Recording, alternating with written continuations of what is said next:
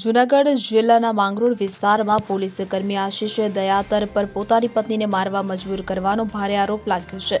આશિષની પત્ની ભાવિશાબેને તાજેતરમાં પિયર ગળે ફાંસો ખાઈને આત્મહત્યા કરી લીધી હતી। આશિષના અન્ય મહિલાઓ સાથે આડા સંબંધોને વારંવારના ઝઘડાઓથી ત્રાસનો ભોગ બન્યો હતો, જેના કારણે તે માનસિક તણાવમાં પડી હતી। પોલીસે આશિષને સકંજામાં લઈ તપાસ હાથ ધરી છે। ભાવિશાબેનના પિતા રમેશભાઈએ માંગરોળ પોલીસ સ્ટેશનમાં ફરિયાદ નોંધાવી, જેમાં જણાવ્યું કે આશિષ સાડા સંબંધોને કારણે દીકરીને દાટીને ઢોર માર મારતો અને માનસિક ત્રાસ આપતો હતો। તેના કારણે ભાવિશાએ આત્મહત્યા કરી અને ફરિયાદ પર પોલીસે આઈપીસી કલમ 306 હેઠળ કેસ નોંધીને આશિષને અટકાયતમાં લીધો છે। તપાસમાં આશિષના અન્ય મહિલાઓ સાથે સંબંધો અને ઘરગથ્થુ હિંસાના પુરાવા મળ્યા છે। માંગરોળ ડીવાયએસપી દિનેશ કોડિયાતરે જણાવ્યું કે આ કેસમાં ગંભીરતા સમજી પુરાવા એકત્ર કરી તપાસ કરી છે।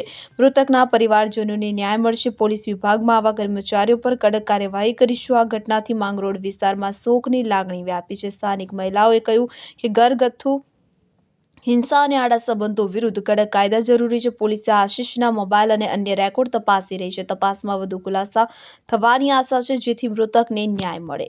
ગત તારીખ 13/11ના રોજ માળિયાહાટીના પોલીસ સ્ટેશન ખાતે એક બનાવ જાહેર થયેલો હતો।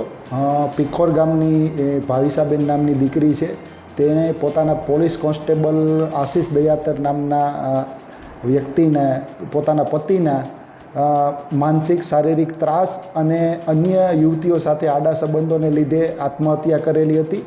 ગુનાની ગંભીરતાને ધ્યાને લઈ અને BNS કલમ 108, 85, 115(2) મુજબ ગુનો દાખલ કરવામાં આવેલો હતો। માનનીય એસપી સાહેબની સૂચના મુજબ આ ગુનાના આરોપીને શોધવા માટે જુદી જુદી ટીમોની રચના કરવામાં આવેલ હતી।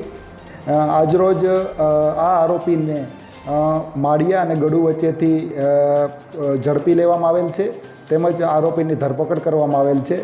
હાલ આ ગુનાની તપાસ કરનાર તપાસ અધિકારી શ્રી PI સમીર મંદરા સાહેબ આ આરોપીની પૂછપરછ કરી રહેલ છે, તેમજ આરોપીના વધુ નામદાર કોર્ટ પાસેથી રિમાન્ડ મેળવી આગળ ઉપરની કાર્યવાહી હાથ ધરવા માટે પ્રક્રિયા હાથ ધરેલ છે। Bureau report CN24 news.